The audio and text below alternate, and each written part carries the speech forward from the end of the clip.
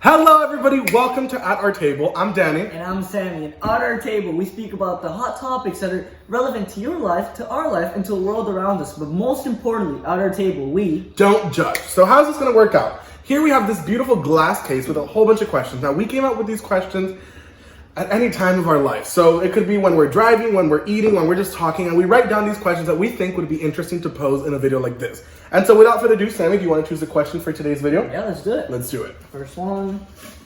Let me see. I'm going to go with this one. What do you think about Halloween? Halloween. Okay.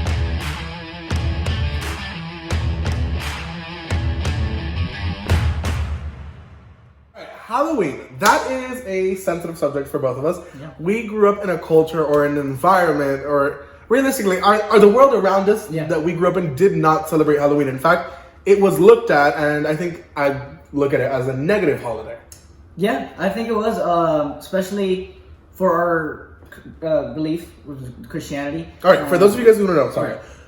We are Christian. He is a worship leader. I'm a leader at my church. My parents are pastors. His parents have been heavily involved in the church. And so that's our background. Continue. Right. So that's our background. And for us, as Danny put it, it was very controversial. You know, every Halloween we would kind of be like, what are we going to do this year? It was good. I've never trick-or-treated. Personally, I've never trick-or-treated. I always had something to do at church. I don't know about. Did you grow up in the church? I didn't grow up in the church, but even before that, we never did. Okay, I did grow up in the church. And I had always gone to, like you said, a church event. Now, would you let some like a kid dress up? I love it. I would definitely. I love it. I love seeing the kids dress up as their favorite characters, cosplaying their favorite anime characters or superheroes. I love it. I love it. It's awesome. All right, now what do you think of the church letting kids dress up? I think it's acceptable. I definitely think it's acceptable. I don't think it's honoring this event as something bad, something negative when they dress up.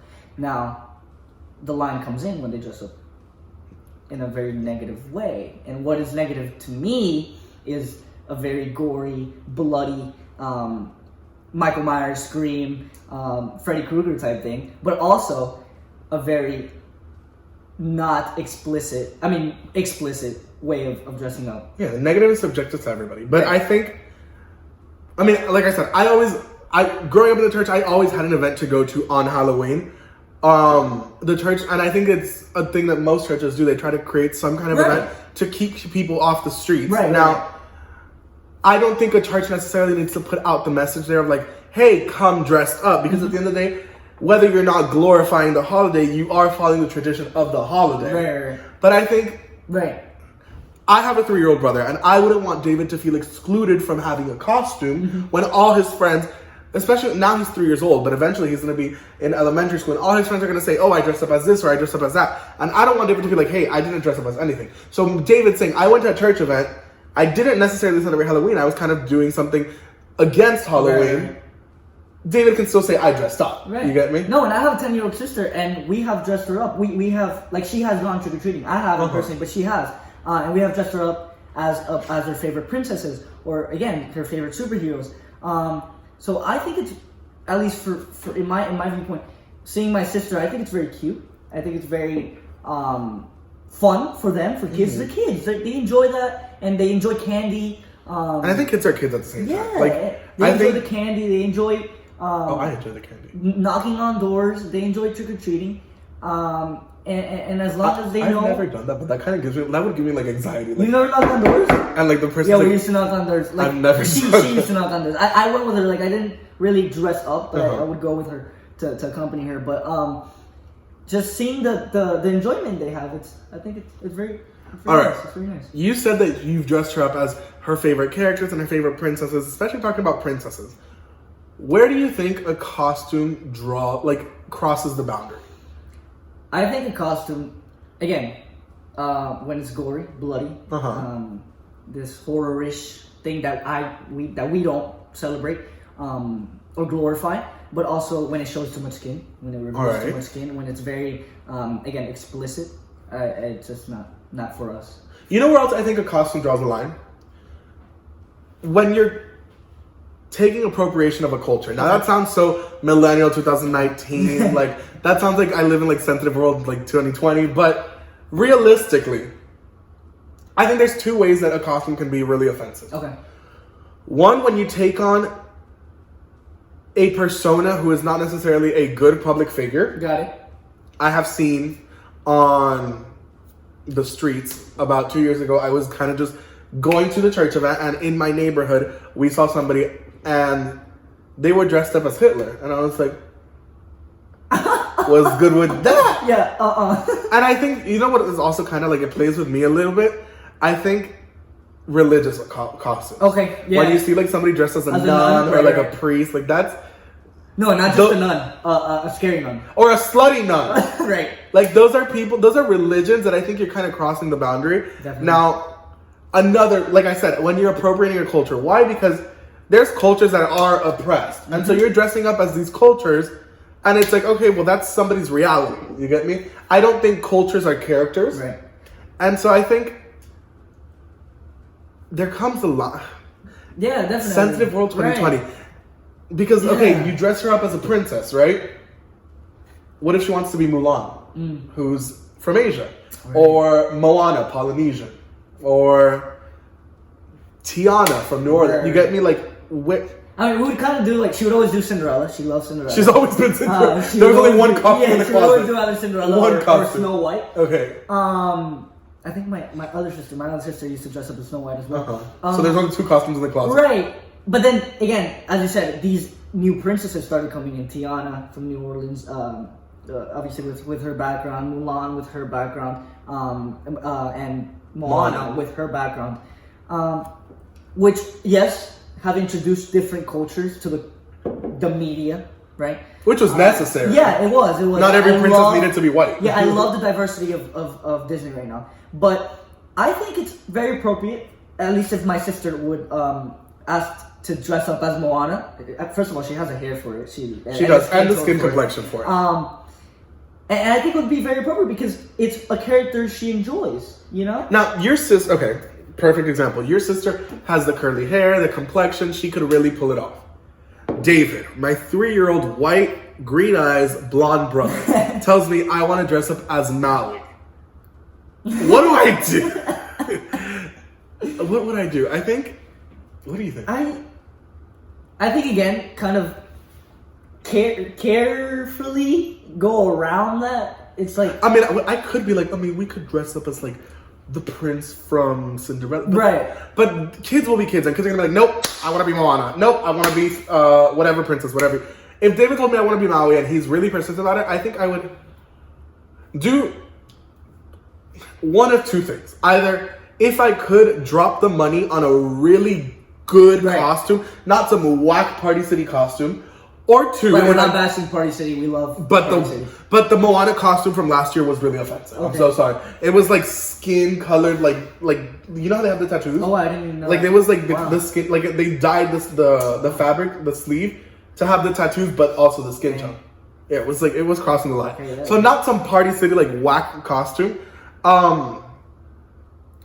If I can't drop the cash, maybe I would do. I would spend the 3 days before Halloween like sewing and beading and trying to like really like show my brother that I care about the costume and that like it is a delicate piece, like somebody handmade it, whatever. Yeah, it's just because it's a teachable moment. Right. I could say, hey, for example, I'm not gonna dress him up. I wouldn't dress him up as a Native American, but for example, you have a sister. What if she wants to be Pocahontas? I wouldn't get the whack costume that is made of styrofoam as a headdress that the feathers are like printed on. Right. But I think that you could respect it. You could definitely DIY a headdress and make it like show that you're putting time and care into it to show that you're honoring the culture. Right. Then you could say, hey, Sophie, or hey, David, we're not disrespecting or disregarding the culture, but we're honoring it. You get me? Look at, and you can even show them pictures of like how Native American people dress nowadays, how they dress back then, what the like details of like of their headdress and of their gear and of their like the clothes that they wear.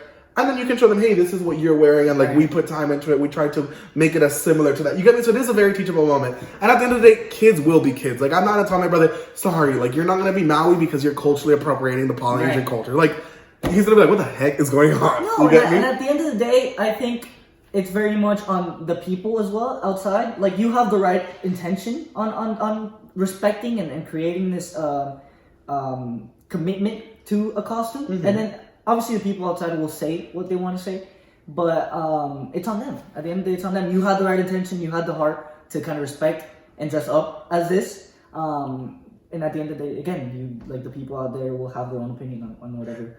And realistically, like I said, kids are kids. You get me? Right. You don't judge a kid for dressing up. Now, you're grown. The kid has grown up. He's 18, 19, 20, 21, or so. Where does her costume draw the line? At least for me, my part, Uh-huh. having two sisters, I would not want them to dress up super explicitly. Super, I'm revealing so much skin. And again, it's not only with the females, but also the males. At least for me, in my part, I wouldn't dress up so explicitly. I've seen on social media, I don't go to Halloween parties, but I've seen on social media guys that dress up and they literally have like a Speedo with like a printed like dollar sign, and that's their costume. And it's like, what? Like, that's your costume? Like, where's the rest of it? Yeah, like, super I think you left it at home. Items, right. Again, I think that's where we draw the line. That's where we draw the line, at least in my part. In my family, we wouldn't want to see my sisters like that. And I wouldn't dress up like that. Yeah. It's just not, like, I'm not trying to get anyone's attention, but sadly, or not, I don't know what you think.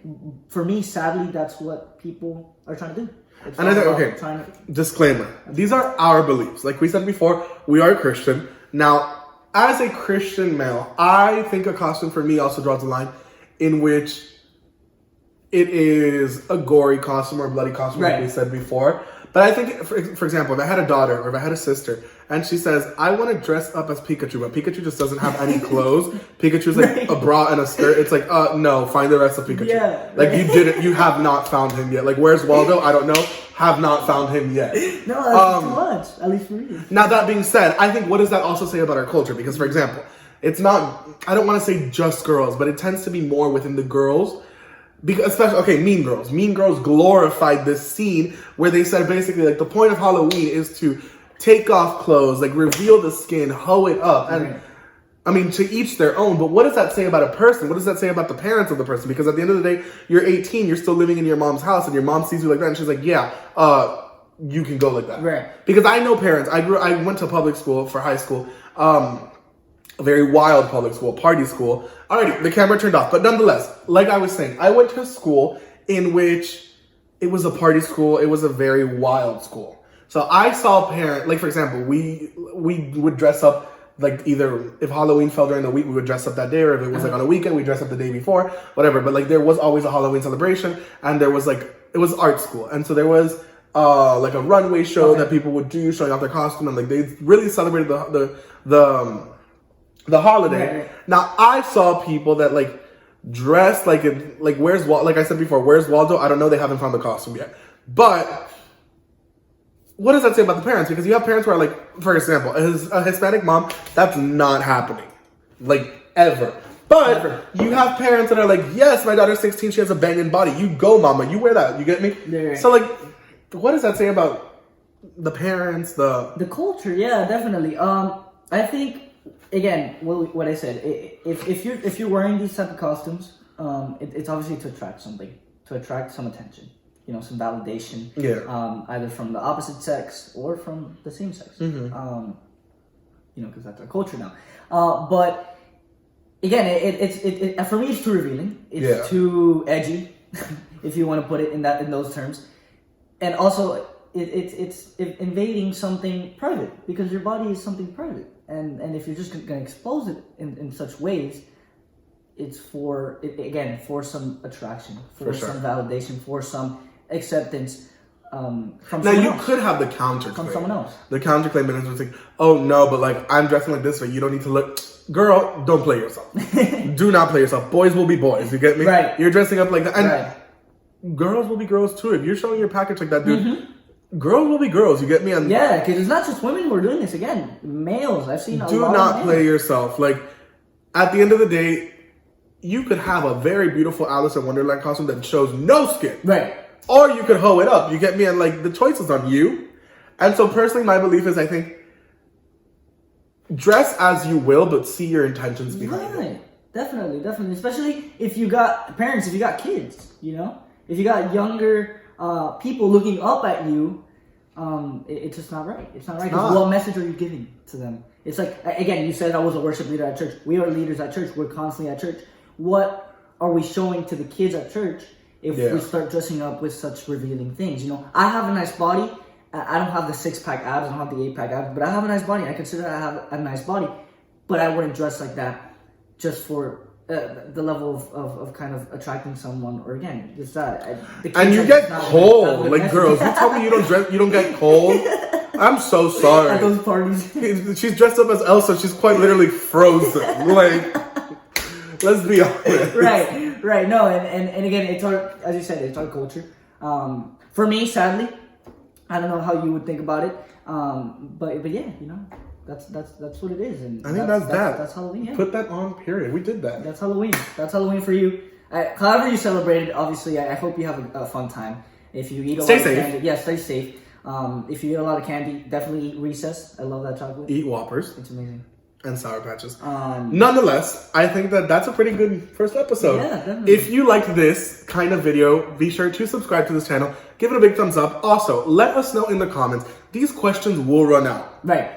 Let us know in the comments what other topics you want us to talk about. And nonetheless, follow me on Instagram. I'm at BroccoOfficial, and you are? I am at Samuel Reval with 2 L's at the end. And that's that. Put it on period. Thank you guys for watching. We hope you have a great week. See you guys in the next episode. Bye.